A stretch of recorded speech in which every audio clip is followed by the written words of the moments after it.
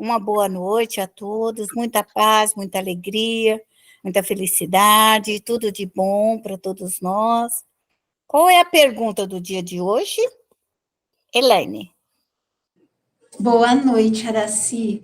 Boa Em uma noite. das aulas anteriores que eu estava reassistindo, teve uma parte que você disse que o espírita tem que rezar muito por ele mesmo, pedir para render seu dinheiro, sua compra, sua venda, seu recebimento e daí por diante.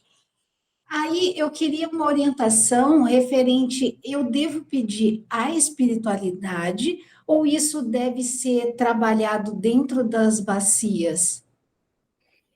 Veja bem, a prova escolhida.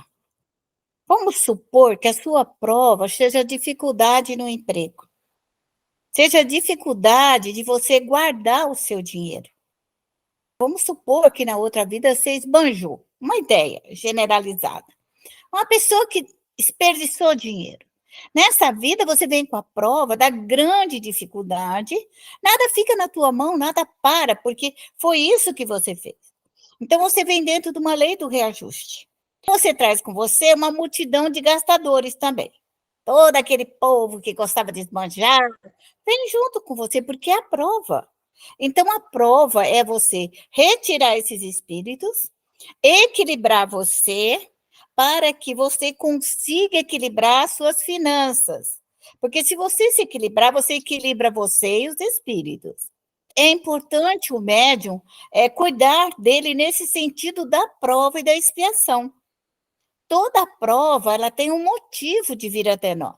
E por que razão? Como vem uma doença, como vem uma série de consequências.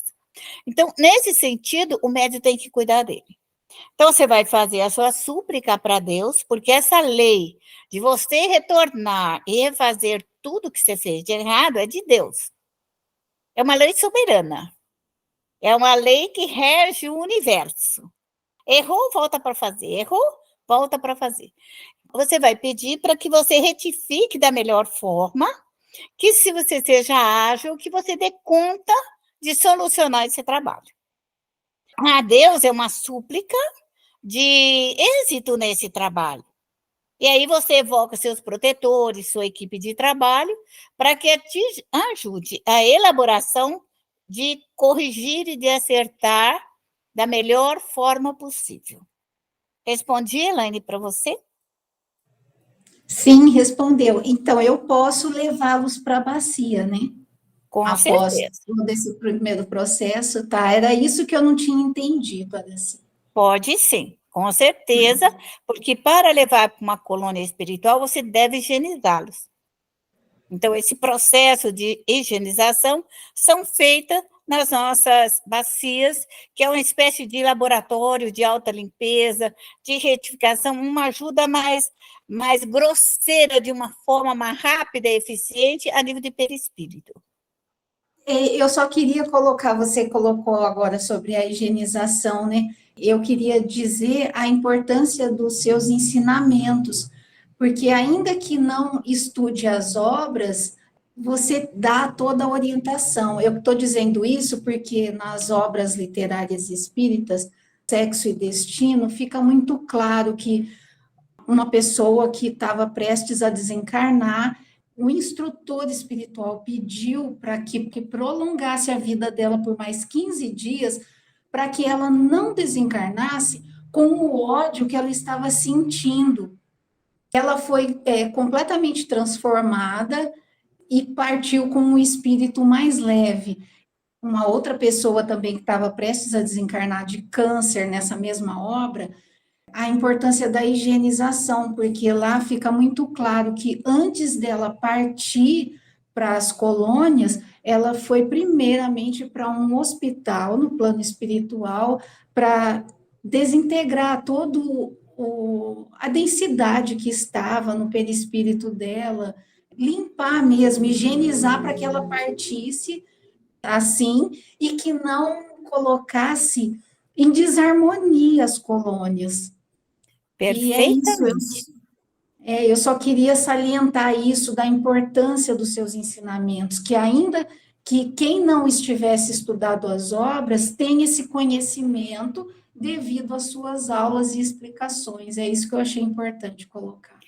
É realidade, eu procuro passar de uma maneira com uma simplicidade muito grande para o alcance do médium, para que ele possa não só a sua própria libertação, digo libertação do seu próprio sentimento, dos seus defeitos, dos seus erros, dos seus obsessores, mas que ele também ajude a sua família, porque é a primeira célula de trabalho, é a primeira célula de crescimento e desenvolvimento da mediunidade, que é o lar. É muito importante, e eu também gosto de fazer esse trabalho, porque eu, como médium, eu tive grande dificuldade de acertos, porque é difícil nós, médios, encontrar fonte, é preciso ler muito, é preciso estudar muito, é preciso, para fazer um consenso geral, exige muitos anos de pesquisa para você chegar nesse consenso geral. Esse objetivo da espiritualidade, da lei do karma, por que eu estou aqui, o que eu vim fazer, eu procuro passar de uma maneira suave mesmo, mas com técnica. Não é só falar assim, você é uma alma endividada. A gente ouve muito.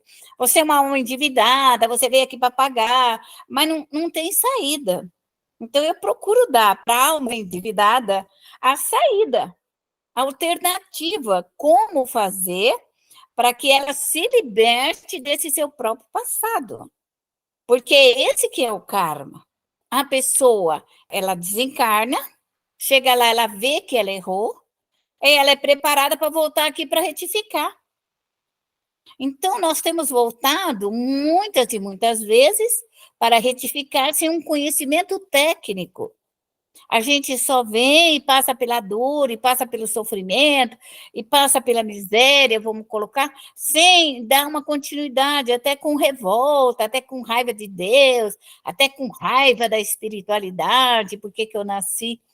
E quando a gente tem uma noção exata de que a gente pode mudar o jogo, que nós podemos ganhar o jogo da lei de causa e efeito, que a maioria acha que nós não vamos mudar o jogo. E eu digo que nós viemos para ganhar, porque é esse o propósito da espiritualidade, né? Da mesma forma que eu ia falar antes, que é o processo da falência. Não só a falência moral, que o espírita tem que tirar essa falência moral dele, mas tem a falência física. Porque em vidas passadas nós nos equivocamos e viemos nesse momento aqui para retificar as falências. Falência em vários sentidos que nós viemos falido. Então, nós viemos aqui para hoje retificar. Nós não viemos aqui para dizer, eu nasci assim, eu vou morrer assim, Deus me fez assim. Isso não existe. Deus me fez para a perfeição. Agora, essa luta da perfeição é que nos dá a beleza da alma, que nos dá força, porque nós lutamos. E com o conhecimento, ele é rápido e eficiente. O que eu vejo hoje de diferença de uma Araci de 40 anos atrás é a diferença do meu conhecimento hoje. Porque antigamente a gente ficava obsedada aí vários dias, vários meses, séculos, até que aparecia alguém e falava para você é obsedada. E a gente, e agora sou obsedada, o que eu vou fazer? Agora, a gente não tinha noção de como agir. Então, a gente ficava naquela situação por muito longo tempo. E hoje nós temos a rapidez do atendimento, a rapidez da obsessão. Nós perdemos o medo de obsessores, pelo menos eu perdi, acredito que vocês também tenham perdido. Nós não temos mais medo das regiões umbralinas, das regiões difíceis, abismais. Por quê? Quanto mais o espírito está nas regiões escuras, mais necessitado ele é. Mais denso, mais pesado, menos luz, menos esperança, menos fé, menos tudo. Porque quanto mais escuro está a alma, mais necessitada ela está. Então, nós sentimos que a nossa força, a força da mediunidade, é a sua prece, é a sua oração, é a sua vibração, é a companhia espiritual, é os espíritos do nosso lado, é ser amada pela nossa equipe de trabalho. Mas para eles nos amar, nós temos que mostrar trabalho.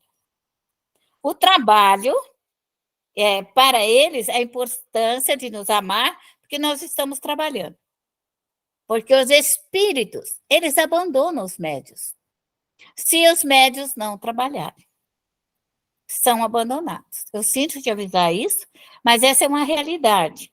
Eles vão trabalhar com outros médios. Um médium que ele está lá, não produz, nada realiza, é improdutivo, ele pode chegar na espiritualidade e pedir para se ocupar junto de outros médios trabalhadores. Então, se tem um médium aí que não faz nada, não quer saber da mediunidade dele, improdutiva, eu não quero saber disso daí. O espírito pode chegar para mim e falar, assim, eu posso trabalhar com você? Entendeu? Posso trabalhar com você, Araci? Tem um cantinho para mim trabalhar aí? Lógico que eu tenho. Tenho milhares de cantinhos. E todos os cantinhos são possíveis de trabalho. Então, quem que dá o trabalho para os espíritos? O médium. A família. Somos nós. Por lá, eles se preparam. Se preparamos para o processo reencarnatório. E o processo reencarnatório, ele vem se preparar junto com os médiuns. E aí usam esses nomes que todos os faniquetos, é porque é índia, porque é caboclo, porque é preto velho, porque pode dar o nome que quiser. Isso pouco importa. Pode ser um parente, pode ser um amigo, mas eles não darão nome, porque faz parte, a espiritualidade, ela nunca aparece. Ela nunca aparece. Ela tem uma determinada ética de usar esse nome fictício, tal qual a nós. Quanto à reencarnação, essa encarnação só era assim, mas na outra reencarnação, o que eu poderia ter sido? Quantos milhares de nomes eu tive? Então, os espíritos também, Kardec, você viu também, que Kardec também colocou, era um nome fictício do espírito protetor que o ajudava. Então, é difícil o espírito chegar e se identificar. Como Joana d'Arc, que levou muitos anos para ela chegar e se identificar. Eles não vêm com essa identificação, assim, eu sou isso. Não, aí você toma cuidado. Quando ele começa a falar demais do que ele é, né? Você toma cuidado, é muito orgulho, muita vaidade, toma cuidado. Então, de ordem geral, os espíritos aparecem com aparências e com nomes de outras vidas, aparentemente desconhecidas de nós, mas que fazem parte da nossa grande família dentro do processo reencarnatório. É assim, ok? Beatriz Araújo, pode fazer a sua pergunta.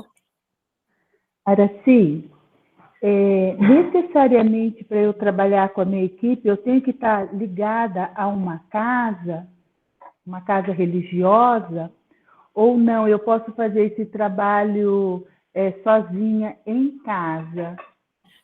Você pode fazer sozinha, não há necessidade de você ter um templo. O seu lar é o seu templo. O lar do médium é o seu templo, é a sua igreja. Porque é aí, Beatriz, que você vai ter todo o reforço da sua equipe espiritual, todo o seu aprendizado. Porque quando você sair desse aprendizado da sua casa espírita, e que você for a um centro espírita, vamos dizer, você vai encontrar uma multidão de fluidos diferenciados, bons e maus, invejosos, ciumentos, maledicentes, malfazer. Então, você vai ter um sopro desse fluido. Se você já tiver a técnica do seu lar, a técnica de autocontrole, a técnica da evangelização, da melhora, você conseguirá sobreviver dentro de um local que não está adequadamente ainda preparado. porque eu percebo que os dirigentes hoje estão despreparados para atender a mediunidade. Essa é a minha visão, eu posso estar equivocada, eu posso estar. Mas eu vejo, pelo que as pessoas chegam até a mim, a grande dificuldade de um médium quando ele vai à casa espírita. E que a sua mediunidade está aflorada, a sua mediunidade está necessitada. Aí ele fica tomando passinho e toma passe, passa 10 anos, 20 anos, 30 anos, 50 anos, morre de velho tomando passe. Então, não existe uma evolução.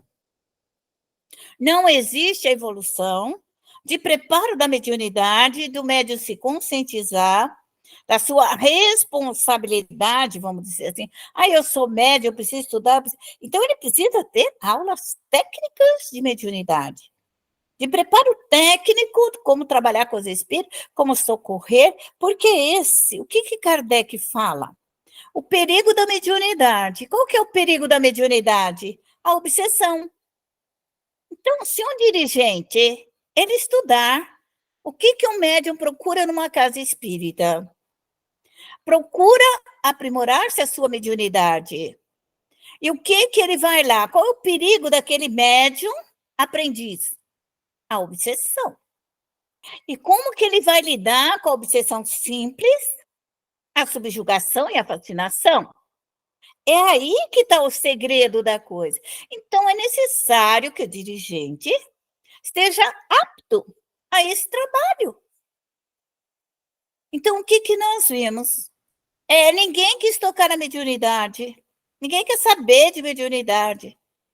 E, no entanto, o espiritismo é a fonte imensurável de educação da mediunidade. É ela que vai ensinar para todas as religiões como que o médium tem que proceder. Porque a equipe do médium, se ela é católica, se ela é evangélica, é mística, é esotérica, é budista, é espírita, é da Umbanda, pode ser a equipe que for. A equipe é do médium. E essa equipe é que vai ajudar ele a não cair da obsessão. Essa equipe que vai tirar ele da fascinação, da subjugação. Quem estudou um pouquinho de Kardec, não precisava muito, não. Não precisava muito, não. Mas ter estudado a obra básica, na sua profundidade, teriam compreendido o que é ser médium. Eu digo para as pessoas, procurem um centro espírita, uma casa espírita. Muitas vão às casas espíritas, que estão trabalhando, os dirigentes têm esse conhecimento. Mas, na época de Kardec, todos os desenvolvimentos foram feitos em centros particulares, núcleos familiares. Olha o que eu estou falando. Núcleos familiares. E quem estudou a revista espírita, a obra espírita com profundidade, vai entender isso. Que o lar, o médium com seus protetores, com seus estudos, ele mantém a harmonia do lar. Os protetores virão, ajudarão o seu lar, ajudarão a sua família, ajudarão seus filhos, seus entes queridos, a prova, a expiação, que é isso que é importante. Quando nós estamos no centro espírita, se o dirigente não tem essa responsabilidade de educar o médium para o seu próprio destino, coloca o médium para ajudar a vida dos outros. Isso é a coisa mais comum. É o que mais existe. É médium, vai cuidar da vida dos outros. E isso é um dos maiores perigos que pode existir para o médium aprendiz. Para mim, cuidar da vida dos outros não tem problema nenhum.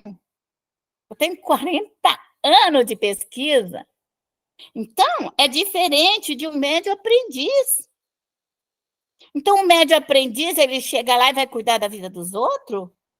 Vai puxar o karma, as pessoas mataram, roubaram, estrupiaram, roubaram o que é dos outros, fizeram tudo errado, complicaram a vida delas de trás para frente. Aí vai jogar em cima do médium, noviço, aprendiz?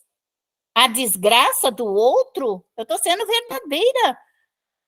Ninguém tem nada a ver com o karma do outro, não. Então, o centro espírita, ele tem a responsabilidade de educar e orientar o médium para o seu próprio karma, e não para tirar o karma dos outros. Porque nós podemos ver outras linhas de trabalho, mas eles seguem outras linhas, outras maneiras de atendimento. Nós, espírita, não temos oferenda, não temos vela, não temos uma série de consequências na nossa casa espírita. É só mente. É a mente pura, trabalhando. E a mente, para chegar nessa mente pura trabalhando, ela tem a disciplina, a educação mediúnica, ela sabe ir, ela sabe voltar, ela sabe tirar fluido, ela sabe tudo. Ela pode rezar em silêncio.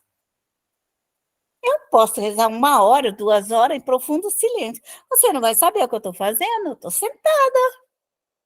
É essa que é a diferença. Então, essa educação mediúnica é que vai ajudar e que vai preparar o médium. Na maioria das vezes, dentro do nosso lar, nós temos calma, porque nós já preparamos a nossa casa é calma, tranquila, nossos filhos aprendem a orar conosco. A primeira coisa que eles falam, pelo menos para mim, né? Mãe, que hora que a senhora vai rezar? Daqui a pouco, é só você se preparar que nós vamos rezar. Ô, vó, não vamos rezar hoje? Vamos rezar hoje, sim. Só chegar o horário. Vicia a família. Até os mais rebeldes e malcriados passaram uma vida inteira falando assim, eu não preciso. Chega numa hora que ele precisa. Aí ele fala, e aí, mãe? E aí, você senta e vamos começar a trabalhar. Porque o trabalho é seu, não é meu. O meu eu já cumpri, o meu eu estou fazendo. Agora, cada um tem que fazer o seu. E outra coisa aqui, que é um lembrete muito importante, que a maioria dos médiuns, e vocês não me façam isso, quer proteger o filhinho pro resto da vida. Então, eu vejo essas mães com 50 anos, 60 anos, já virando o cabo da Boa Esperança, e ainda não passou para os seus filhos a manutenção da sua mediunidade. Isso aí você vai morrer e vai ficar a reveria. Seus filhos. Aí não adianta você me ficar chorando do lado de lá e nem esperneando do lado de lá, que eu quero mais que você pegue 10.000 horas de trabalho ao bem para você ir socorrer um filhinho. Por quê? Porque você tem que ensinar. Casa de médium, todos são médium. Mediunidade é hereditária. Uns a mais e outros a menos. Mas todos somos médium. Fale para os seus filhos de mediunidade. Peça ao anjo da guarda dos seus filhos que eles tenham percepção, que eles percebam, que eles tenham uma análise, que eles sintam. Lembra bem, nós somos educadora física e moral dos nossos filhos. Mas nós vamos morrer. Não vai ter jeito. Nós vamos ter que largar eles aqui. Uns chorando, outros gritando, outros felizes. Cada um dentro da sua felicidade. Mas, e depois? E depois? Então, é isso que eu vejo. A minha mãe foi uma excelente médium, nos protegeu. Quando ela morreu, eu tinha 23 anos e era a filha mais velha. E meu irmão mais novo tinha 4 anos. Aí eu arquei com a minha responsabilidade de médium. Mas eu tinha uma noção consciência. E aí começou a jornada da dor, do caminhar, ir em busca, você bate aqui, ninguém te ensina, bate ali, ninguém te ensina, bate ali. Aí você bate de portas em portas, janelas e janelas. Aí só fala para você, tem que trabalhar, você tem que trabalhar. Eu ouvi uma vida inteira, eu vi durante uns 20 anos. Você tem que... Mas eu não sabia nem aonde trabalhar, nem de como trabalhar, e nem o que fazer com esse serviço. Passei a vida inteira batendo de porta em porta E agora eu digo para vocês que o trabalho é mental, que a nossa equipe é mental, que o nosso trabalho é mental, que tudo é concentração, que tudo é desejo, tudo é emoção. É isso que nós somos, disciplinados, organizados, é isso que nós somos. Então, quando o médium trabalha para ele, trabalha para o seu lar, trabalha para a sua família, ele tem êxito. Tem êxito. Isso aí, com certeza absoluta, eu não tenho medo dessa minha colocação. Se cada uma de vocês se dedicarem ao seu lar, na sua casa, no seu trabalho, e se vocês tiverem que ir para um centro espírita, sentirem que tem necessidade, feche um olho, feche o outro, não enxergue nada e nem escute. É assim. É assim a vida. Eu já fui em centro espírita, e ele sabe disso, que aí senta tudo aqueles médios na cadeira, e a minha cadeira que me deram, a cadeira era velha, e os pregos faziam assim, e eu sempre fui gordinha. Então, eu fiquei a reunião inteira sentada na própria Araci, não na cadeira. Porque se eu sentasse na cadeira, a cadeira ia para o chão, porque ela fazia. Então, eu sentei na pontinha da cadeira com aqueles dois pezinhos assim, porque eu tinha certeza que aqueles dois pezinhos, que eu não podia nem para trás e nem para frente. Então, é assim, é assim. Eu tive experiências fantásticas na minha vida, mas eu nunca deixei de não participar e de orar, mesmo nos lugares mais antagônicos possíveis. Só que hoje em dia a gente sofre muito. Naquela época eu era corajosa e batia de frente com o antagonismo. Batia de frente com a raiva das pessoas. Batia de frente contra tudo aquilo que eu achava que estava errado. Só que eu me machuquei muito espiritualmente. Muito, muito, muito. Quando eu voltei para minha casa aqui, no meio do mato, eu tive mais tempo para estudar, mais tempo para me refazer, mais tempo para o meu reencontro, tive mais paz, tive mais harmonia para mim fazer todos os estudos que eu precisava. Então, eu diria, às vezes, esse embate de corpo a corpo, essa violência, eu não sei se ela é boa, só se tiver muita coragem para bater de frente. Mas a nosso lar, a nossa casa, um grupo de estudo, 2 amigas, 3 amigas, 4 amigas, faz um excelente trabalho. Faz um excelente trabalho. Primas que gostam de gozar com a gente, amigas verdadeiras que gostam de orar conosco. Então, nós formamos grupo de prece, grupo de orações, e se vocês ficarem comigo, eu viver o suficiente, você vai aprender muita coisa boa ainda, porque eu tenho que dar aos poucos, porque é muita matéria, então tem que ser aos pouquinhos e amaciando vocês aos poucos para chegar a um trabalho futuro com segurança. Então vamos todos nós elevar nosso pensamento a Deus, a grande misericórdia divina. Rogo-te, Senhor, a todas as nossas equipes de trabalho. Vou chamando, Senhor, todos os espíritos familiares, todos aqueles, Senhor, junto com Allan Kardec e com todos eles, Senhor, que venha nos auxiliar nas nossas aulas, no nosso entendimento. Peço, Senhor, a todas as minhas familiares, e rogo-te, Senhor, templo onipotente, se abra. Abra, Senhor, uma grande bacia das almas nos meus pés. E eu abro, Senhor, toda a dimensão do meu trabalho. Peço-te, Senhor, a Pai João de Aruanda, que venha com toda a sua equipe de trabalho. E puxe, Senhor, a lama astral.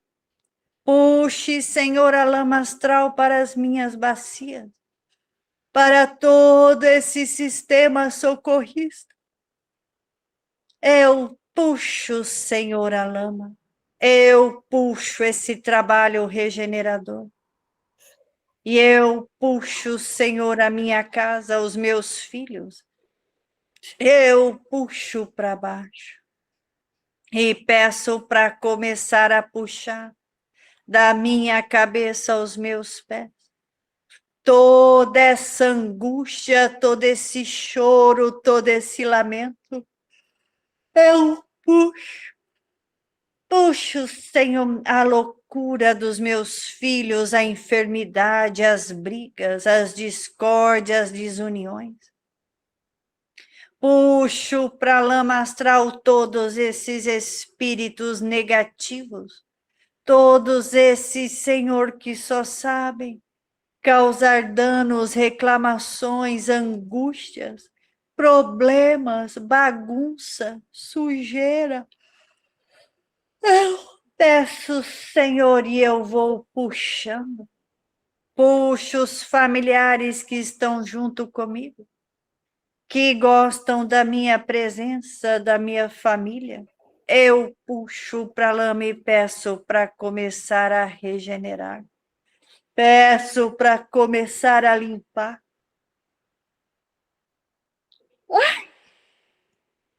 Peço às nossas equipes de trabalho que comece, Senhor, a limpar, a desmaterializar, a limpar toda essa minha casa. Limpe as minhas paredes, limpe o meu telhado. Limpe, Senhor, todo o sistema hidráulico, elétrico. Vai puxando. E vai limpando, Senhor, vai limpando. Limpe, Senhor, todo esse passado. E eu rogo, Senhor, as minhas equipes de trabalho, que vão limpando da minha cabeça aos meus pés. Me coloque dentro dessa lama, Senhor, e puxe o meu câncer. Puxa o meu câncer, puxa a minha doença. Ai, puxando da minha pele o envelhecimento, vai puxando das minhas células. Puxe, Senhor, da minha boca todas essas palavras depressivas, angustiadas. Todo o meu choro eu puxo, esse meu lamento. E eu queimo, e eu solvo, e eu destituo. Eu desconsagro esse mal na minha volta. Peço, Senhor, a todas as equipes das águas, que as águas vão recaindo na minha cabeça, aos meus pés. E vai lavando, Senhor, toda a minha alma. Lave, Senhor, o meu lar e vem limpando. Vem tirando toda essa sujeira, toda essa enfermidade, todos esses vermes, essas bactérias. Que as águas vão, Senhor, recaindo e limpando da minha cabeça aos meus pés, a cabeça dos meus filhos, do meu esposo, da minha esposa, de todos aqueles que vivem, Senhor, no convívio familiar, junto com o nosso teto. Peço às minhas equipes de trabalho que vão levando todos os espíritos, todos os doentes, os enfermos, os leprosos, os angustiados, os depressivos, os drogados, os ladrões. Vai levando todos esses espíritos e vai deixando, Senhor, nós livres, desimpedidos. Livres, desimpedidos de toda dor, de todo sofrimento, de toda a miséria humana, que as nossas equipes vão levando todos eles. deixando, Senhor, as nossas bacias das almas, só com os necessitados, aqueles que precisam de socorro, de amparo.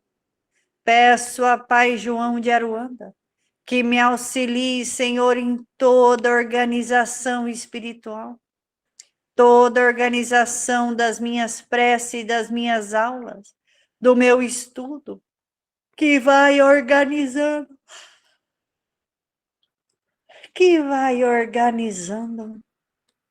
e vai levando todos aqueles que já estão prontos para serem socorridos, amparados, fortalecidos. Rogo-te, Senhor, que as nossas equipes de trabalho vão levando tudo, deixando nós livres desimpedidos. Rogo-te, Senhor, templo onipotente, se feche, e que as águas e essa lama curadora possa adentrar, Senhor, em todos os nossos trabalhos, em nosso lar, e trazer, Senhor, a cura, o remédio, a paz, a harmonia. E assim, Senhor, vou rogando as nossas equipes de trabalho, e que vão, Senhor, nos protegendo no decorrer dessa semana. Assim eu agradeço e vou dando por encerrado esse trabalho de prece e recolhimento da noite de hoje.